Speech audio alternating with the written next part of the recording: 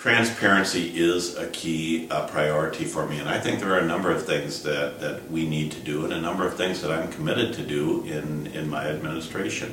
First, we ought to respect the constitutional requirement that every bill only deal with one subject. Right now in the legislature we have too many bills that are ignoring that constitutional requirement, and they get loaded down with a number of subjects, a number of topic areas, and that's where a lot of issues get tucked away and get hidden from public scrutiny. That's not right, so we need to go back to that.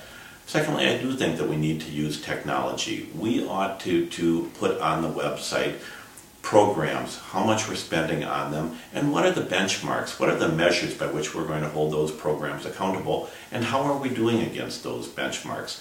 Let taxpayers know what they're getting for their money and where we're at on progress in each of those areas.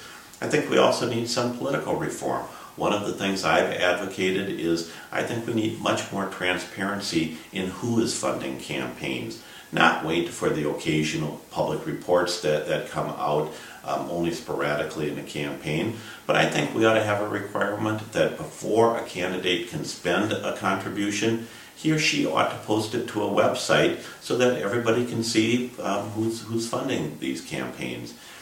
Then lastly, I think transparency really starts with the governor. It starts with the tone that the governor sets. It starts with the governor using that role to say to all of the administration, we want an administration that is accessible to the public, that is going to be open to the public, that treats the public as a respected partner in the governance process.